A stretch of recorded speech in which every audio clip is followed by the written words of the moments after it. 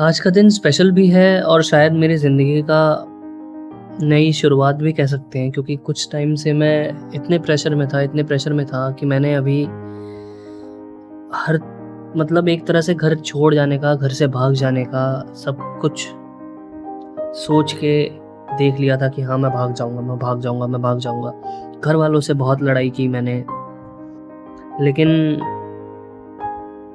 पापा की जॉब लग चुकी है अब, तो काफ़ी चीज़ें लग रहा है कि अब ठीक हो जाएँगी। नहीं तो कभी-कभी लगता है बस अब और नहीं होता, और सही में मेरे से अब और हो नहीं पा रहा था। मेरी मेंटल हेल्थ, स्ट्रेंथ भी टूट चुकी है और उसका असर मेरी बॉडी पर भी दिखने लगा है।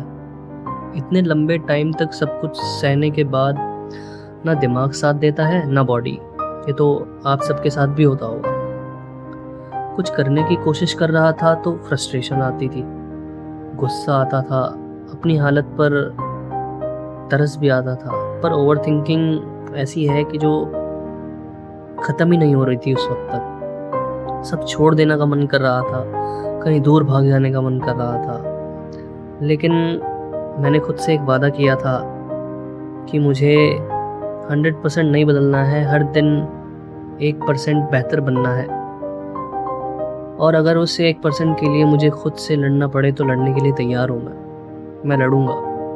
तो इसीलिए अब जब मैं सोच रहा हूँ कि खाली मैंने ये सोचा ही था कि मैं कुछ चैलेंजेस शुरू करूँगा या करने बैठूँगा, पर उसके पहले ही मैनिफेस्ट करते हुए पापा की जॉब लग जाए, पापा की जॉब लग जाए, जब मैं इतना सोच ही रहा था, वो चीज़ आज हो भी गई। मैं बोलने में भी इतना अच्छा हूँ नहीं, ना वीडियोज़ बनाने में, पर अब थोड़ा रिलीफ़ महसूस हो रहा है 10 महीने के बाद कि हाँ, कम से कम बेसिक नीड्स तो पूरी हो जाएँगी, तो अब मैं अपने ऊपर ध्यान दे सकता हूँ। मैं कितना भी टूट जाऊँ, पर मेरे घरवाले नहीं टूटने चाहिए। तो अब मैं थोड़ा अपने ऊपर ध्यान दे सकता हूँ। तो मैं सोच रहा हूँ कि सिंगिंग के साथ मैंने चैट जीपीटी से पूछा था कि मुझे थोड़ा अपने आप को बेहतर भी बनाना है, मेरी मेंटल हेल्थ और फिज़िकल स्ट्रेंथ भी कम हो गई है, तो क्या करना चाहिए? तो उसने मेरे को बताया कि अपना रियाज़ तो करो ही, थोड़ा बहुत वर्कआउट सेशन करो 20 से 30 मिनट। तो मैंने सोचा है मैं पुशअप, स्क्वाट्स और वॉक से शुरू करूँगा। फिर पानी से शुरू करूँगा, थोड़ा मेंटल हेल्थ के लिए मेडिटेशन वगैरह करूँगा। उन सब की वीडियोज़ बनाऊँगा मैं। जैसा कि मैंने आपको बताया कि हर चैलेंज ट्राई करूँगा मैं, तो मैंने ये वाला चैलेंज चुना है।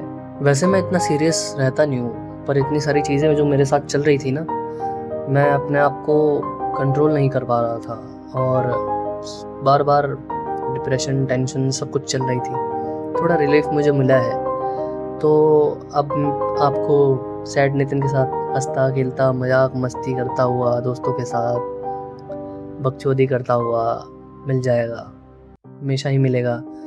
ब्रेकअप के किस्से, ब्रेकअप के बाद के किस्से, ब्रेकअप के बाद के भी और भी अलग चीज़ें जो हुई हमारे साथ। दोस्तों में बातचीत तो आपको पता ही है, पूरी खुल के होती है, तो आपको वो सब भी मिलेगा।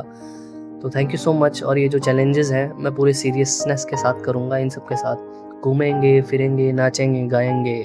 मेरे चैलेंज की फ़ोटोज़ वगैरह डिटेल्स, और मिलते हैं फिर अगले हफ़्ते। सेम चैलेंजेस क्या आया, कहाँ मुझे दिक्कत आई, क्या चीज़ हुई मेरे साथ।